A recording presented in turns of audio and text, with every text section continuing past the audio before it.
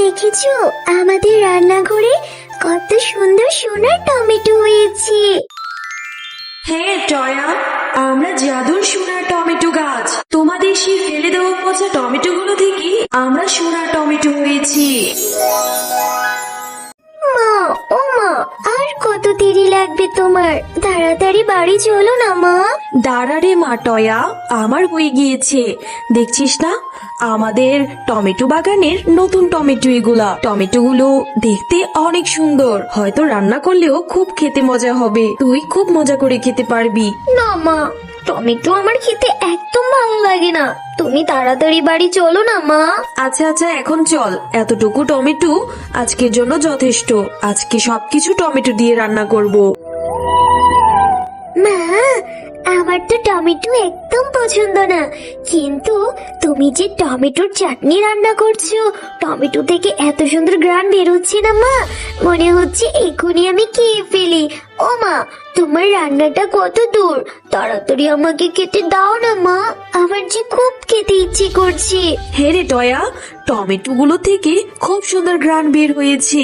খুব করে তো বলেছিলি টমেটো একদম খাস না, দেখবি খেতেও নিশ্চয়ই খুব মজা হবে। এই তো মা, আমার হয়ে গিয়েছে। তুই ঘরে যেয়ে বস, আমি এখনই তোর জন্য খাবার নিয়ে আসছি। হ্যাঁ গো গিন্নি, এত এত পদ রান্না করেছো আর সবকিছুই টমেটো দিয়ে। বাহ, খেতে তো বেশ মজা। হ্যাঁ গো, আমাদের টমেটো বাগানের টমেটো। এবার আমাদের জমিতে নতুন টমেটো ধরেছে। টমেটো গুলো দেখতে খুব সুন্দর। এখন তোমরা বাবা আর মেয়ে মজা করে খাও তো। হ্যাঁ মা, আমাদের জমির টমেটো গুলো খেতে খুব মজা। মা, আমাদের জমিতে তো অনেক টমেটো হয়েছে। এখান থেকে কিছু টমেটো পেরে বাবা তো বাজারে নিয়ে বিক্রিও করতে পারে, তাই না মা? হ্যাঁ গো, আমাদের মেয়ে ভালো কথাই বলেছি। তুমি বরং কালকে আমাদের জমি থেকে কিছু করে টমেটো পেরে বাজারে নিয়ে বিক্রি করবে, কেমন? হ্যাঁ গো গিন্নি, এমনিতেও হাতে টাকা পয়সা নেই। দেখি টমেটো গুলো যদি বিক্রি করতে পারি তাহলে তো ভালোই হয়। পরের দিন মিচকে টমেটো গুলো বাজারে নিয়ে বিক্রি করতে যায়, আর তার টমেটো গুলো এতই সুন্দর ছিল, বাজারের সকলেই অন্যান্য সবজি বাদ দিয়ে মিচকের কাছ থেকেই সবাই টমেটো কিনতে থাকে। এ দেখে তো বাঘ মামা রাগে জেদে গজগজ করতে থাকে। হ্যাঁ গো মিচকে ভাই, তোমার জমির টমেটো গুলো দেখে তো খুব সুন্দর মনে হচ্ছে। মনে হয় খেতেও বেশ মজা হবে। আমি তো রোজ আসবো তোমার জমির টমেটো কিনতে। হ্যাঁ গো, তোমার মনটা আজকে এত খারাপ কেন? কি হয়েছে? বাজারে কি বেচা কেনা ভালো হয় নাই নাকি? গিন্নি, মন খারাপ হবে না তো কি হবে? মিচকে ওদের জমিতে টমেটো ফলিয়েছে, সেই টমেটো নিয়ে বাজারে বিক্রি করতে এসেছে। সবাই তার জমির টমেটো গুলো পেয়ে সেগুলোই কিনতে থাকে।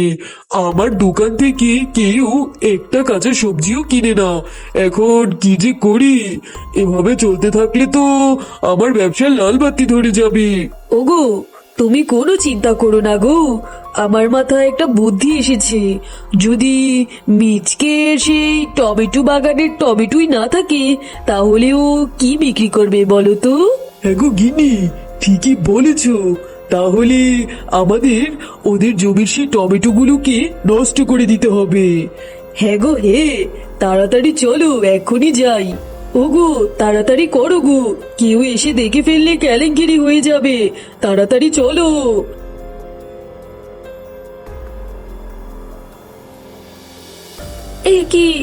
এ কি হলো? আমাদের জমির টমেটো গুলোকে কি এভাবে নষ্ট করে দিয়ে গেল? হায় আল্লাহ, এখন আমরা কি করি? আমাদের আয় উপার্জনের মাত্র একটি পথ হয়েছিল, সেটাও ওকে নষ্ট করে দিল। এখন কি যে করি? ওগো, তুমি কান্না করো না গো। আল্লাহ চাইলে আমাদের জন্য একটা ব্যবস্থা ঠিক করে দিবে। মা, চলো না, এখান থেকে কিছু করে টমেটো গুলো নিয়ে আমরা রান্না করব, আর বাকি টমেটো গুলো আমরা ফেলে দেব। এখন আর কান্না করে কি হবে? এরপর তারা সেই জমি থেকে পচা পচা টমেটো গুলো তাদের রান্নাঘরের এক কোণায় ফেলে দেয়।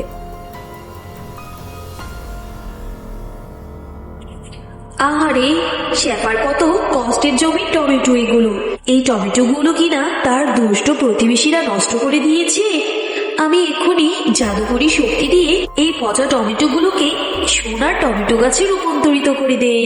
এরপর পরিটা জাদু করে সেই পচা টমেটোগুলো থেকে একটি সোনার টমেটো গাছ করে দেয়। ও মা, দেখো আমাদের রান্নাঘরে সেই পচা টমেটো গুলো থেকে কি সুন্দর সোনার টমেটো গাছ হয়েছে। হ্যাঁ রে মা, তাই তো দেখছি। আমি তো নিজের চোখে বিশ্বাসই করতে পারছি না, কি সুন্দর সুন্দর সোনার টমেটো জন্মেছে। হ্যাঁ টয়া, আমরা জাদু করি সোনার টমেটো গাছ। তোমরা অনেক ভালো, তাই তো তোমাদের সেই পচা টমেটো গুলো থেকে এত সুন্দর সোনার টমেটো গাছ জন্মেছে। এখন থেকে তোমাদের আর কোনো অভাব থাকবে না। এই টমেটো গুলো বিক্রি করে তোমাদের সংসারের অভাব দূর হয়ে যাবে। হ্যাঁ, সোনার টমেটো গাছ, তুমি ঠিকই বলেছ। দেখেছিস টয়া মা, আল্লাহ আমাদের এই বিপদে সহায় হয়েছে।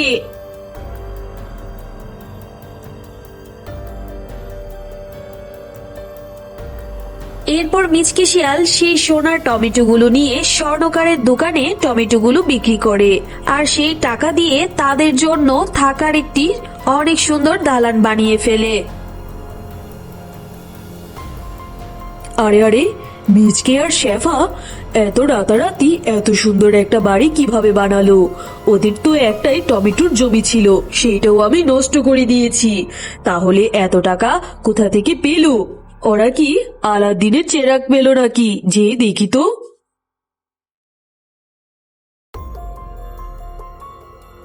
ও, এই ব্যাপার, ওদের রান্নাঘরে সোনার টমেটো গাছ হয়েছে। যাক বাবা, এই তো আমি এক্ষুনি এই সোনার টমেটো গাছ সহ টমেটো গুলো সব উঠিয়ে নিয়ে যাব, তারপর আমি ধনী হয়ে যাব। দুষ্ট বাঘিনী, তুই অনেক লোভী। এর আগেও তুই লোভ করে টয়াদের জমির সকল টমেটো গাছগুলোকে নষ্ট করে দিয়েছিস। এখন নাকি আবার টয়াদের সোনার টমেটো গাছগুলোকে চুরি করতে এসেছিস?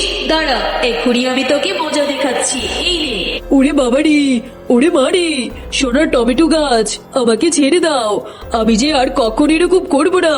আমাকে ছেড়ে দাও সোনার টমেটো গাছ। হ্যালো বন্ধুরা, গল্পটি ভালো লেগে থাকলে চ্যানেলটি সাবস্ক্রাইব করে দিবেন এবং পাশে থাকা বেল আইকনটিতে প্রেস করে আমাদের পাশেই থাকবেন। ধন্যবাদ।